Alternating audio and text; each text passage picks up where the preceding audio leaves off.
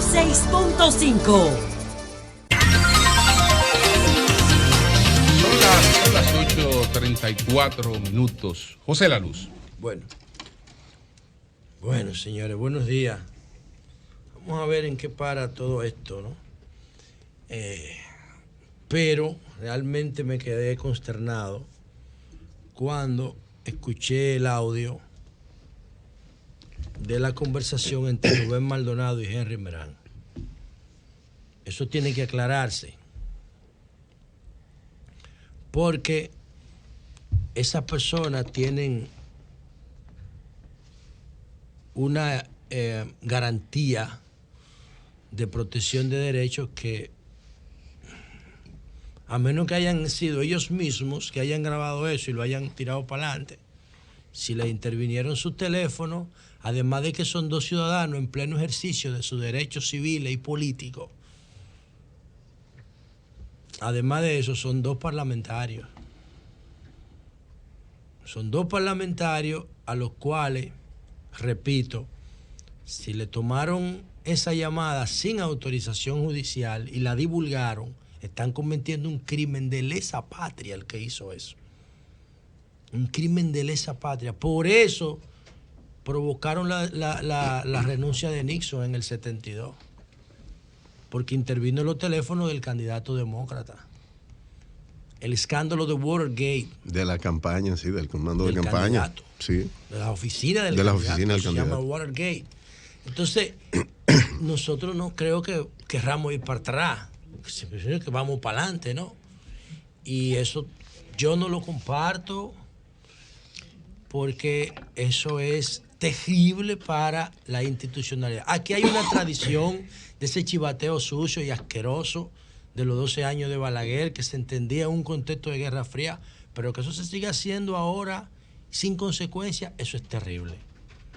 Habría que ver después cómo ellos actúan las víctimas, porque son víctimas de eso, independientemente del contenido, que a mí me parece una rabieta de Rubén Maldonado.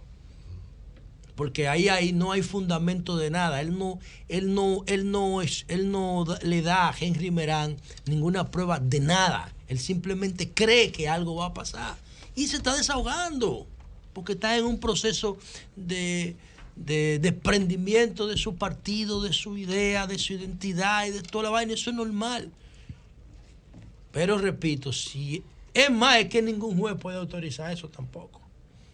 Claro. A menos que le lleve un expediente de que Rubén estaría conspirando, Henry Merán, contra la seguridad del Estado. Eso es un expediente. Mire, señor juez, estas dos gentes tienen un complot para tumbar el gobierno. Mire la prueba aquí. Pues tiene que estar firmado por un juez. Claro. Eso puede provocar muchísima vaina en este país. Y miren, se lo está aquí diciendo una aquí no va a persona provocar nada, que pero no está de acuerdo con que el partido se haya dividido. Yo no estoy de acuerdo con eso. Yo me quedo en mi partido, yo voy a seguir haciendo política por mi partido, yo sigo siendo miembro del bloque del PLD, nadie me saca de ahí, yo nací políticamente ahí. Y si hasta que no alteren los estatutos que escribió Juan Bosch, nadie me saca de mi casa. No importa, todo lo que está pasando ahora es una coyuntura. El PLD es lo que dicen sus estatutos, yo me quedo ahí. Pero yo no estoy de acuerdo con que nosotros hagamos eso desde el poder. Y yo espero que las autoridades que tienen que ver con la seguridad del país, a menos que no sean ellos, porque es que en este país hay un desorden tan grande que tú tienes 4, 5, 6 oficinas grabando a la gente.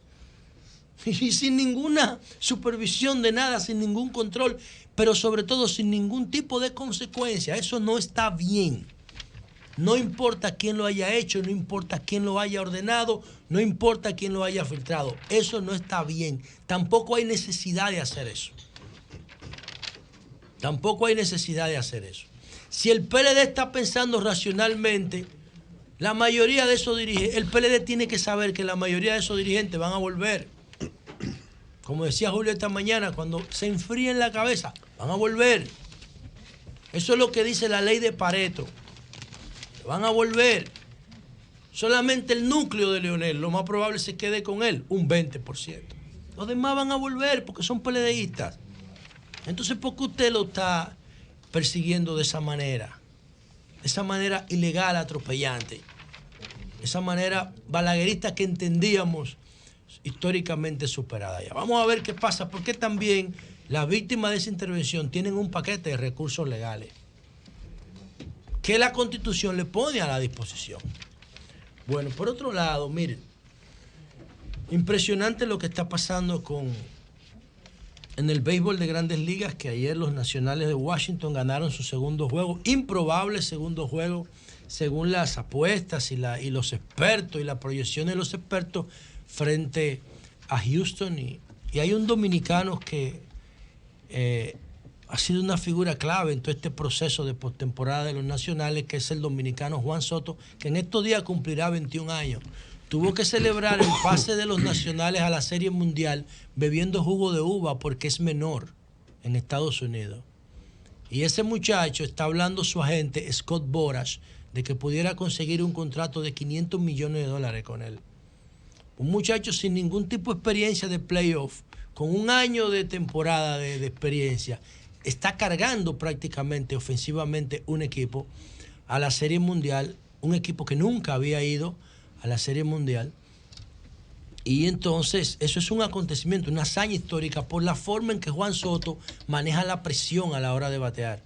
Es como David Ortiz en sus mejores tiempos. Tenemos un nuevo héroe deportivo en la República Dominicana que pudiera estar firmando el contrato más grande en la historia del deporte norteamericano.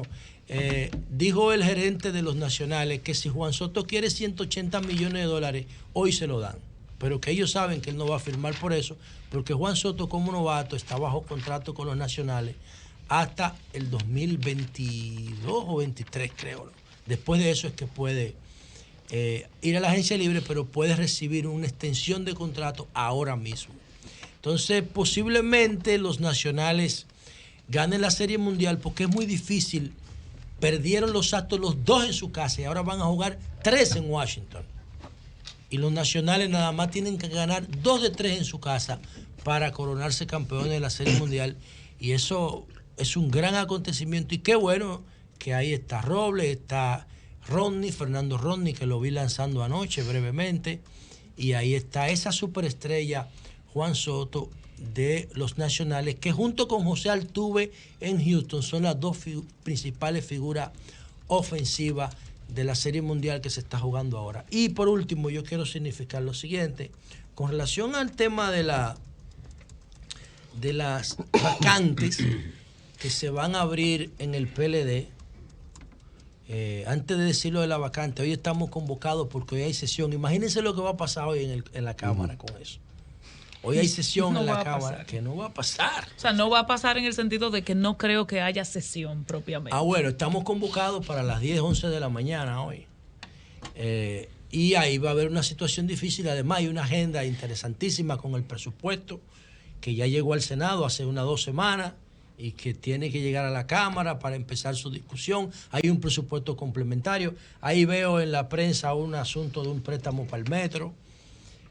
Y entonces yo no sé cómo esa sesión se va a producir en el día de hoy. Va a ser muy interesante lo que vamos a ver allá. Ayer estuvimos en la Cámara discutiendo, ayer y antes de ayer, el tema de la seguridad social. Atención, que sí va a ser mi tema de hoy, lo voy a dejar para la próxima semana o para mañana. Estamos discutiendo la seguridad social. La sociedad tiene que estar pendiente de esa reforma, muy pendiente, porque hay demasiados intereses envueltos. Y miren lo que está pasando en Chile. Ayer el Sebastián Piñera anunció un paquete de medidas y la primera medida de Sebastián Piñera en el día de ayer es que le va a aumentar un 20% a las pensiones básicas con dinero público. No que el sistema lo va a producir, que el gobierno va a subsidiar las pensiones. Se acuerdan que nosotros estamos copiando Estado, el modelo. La sociedad, los contribuyentes, digamos, los gobiernos estamos copiando el modelo chileno. Estamos copiando el modelo chileno. Y el gobierno va a subsidiar allá también el paquete de medicina del Plan Básico de Salud allá en Chile, porque tampoco cubre nada allá, igual que aquí. Y esa reforma nosotros la estamos discutiendo allá en el Congreso entre estos días. Y la gente, los trabajadores, las organizaciones, los sindicatos, todo el mundo los medios de comunicación tienen que ir a apoyar esa reforma que se está haciendo para que esa reforma pueda dar unos resultados de mejorar la relación de la ley con los trabajadores, que deben ser el objetivo fundamental de este proceso. Y por último, miren, Yo no creo que en el Partido de la Liberación Dominicana haya que llenar vacantes ahora. A mí me gustaría seguir ascendiendo en política, esa es mi carrera, eso es lo que me gusta. Pero en el Partido de la Liberación Dominicana se supone que el año que viene hay un congreso, después que pasen las elecciones. Entonces, al PLD se le ha ido un pedazo completo. Nada más no fue la cúpula que se fue, fue un pedazo completo que se fue. Entonces, si se fueron 6, 7 miembros del comité político, se irán, porque lo de Margarita no está definido. Alejandrina tampoco ha dicho que se va, ¿verdad? No, no se va. No se va. No se va. Pero todavía. se fue su hermano ayer. No se va. Bueno, ella todavía Marianita no se fue ayer. De Alejandrina, tú me permites revelar algo mañana. No, pues claro, pero mañana. estamos hablando de pero eso. ella no se va. Ella no se va. Digo, pero si quieres adelantar, Sí, Julio, no, dilo. ya, porque ya Mira, tú lo dile, dijiste, Dani, ya que de hoy o un chocolate, mañana. que Julio ¿Vas va a a dejar decir que otro de la Bueno, primicia? El día que Leonel pronunció su discurso, ella le visitó y fue a conversar con él y fue a pedirle que no se fuera. Y fue a tratar de convencerlo de que irse era un error, y después habló con un grupo de los que estaban muy radicalizados, entre ellos Manolo Pichardo, y le pidió que no fuera a darle ese tipo de consejo a Leonel porque ya era inevitable y que él tenía que irse, que no podía dar para atrás. Pero ella fue... Manolo le dijo eso a ella. Sí, ella fue a visitar a Leonel llorando, como salió de ahí. Llorando de verdad. Pero claro que sí. Sí, porque Alejandrina sabe lo que ha pasado. Claro que sí. Y le pidió que no se fuera. Ella le pidió que no se fuera, que era un error, que dieran su pleito dentro, etcétera, etcétera. Pero Leonel Fernández, José, tenía esa decisión tomada. Y lo dije desde el principio. ¿Por qué tenía esa decisión tomada? Fíjate cuál es la fecha de registro en ONAPI. Es decir, las primarias son el 6 de octubre y él está haciendo unos reclamos, pero el 7 de octubre en la mañanita temprano no se había ONAPI cuando ya estaba solicitando un registro de nombre. El 7 de octubre estaba solicitando un registro de nombre en ONAPI. Lo que quiere decir que su intención clara desde el principio era esa. Sí, pero bueno, pero eso puede ser una intención también que, como Alejandrina pensaba, yo también pienso que a lo que Leonel le convenía era quedarse en el PLD, hacer un acuerdo sobre la base de su posicionamiento electoral obtenido en las elecciones internas y dirigir el PLD, porque Leonel Fernández nunca se ocupó de dirigir el PLD. Dirigirlo ahora y poderle hacer hasta un gabinete sombra al gobierno. ¿Cuál es el problema de eso? Un equilibrio, apelar a Bosch.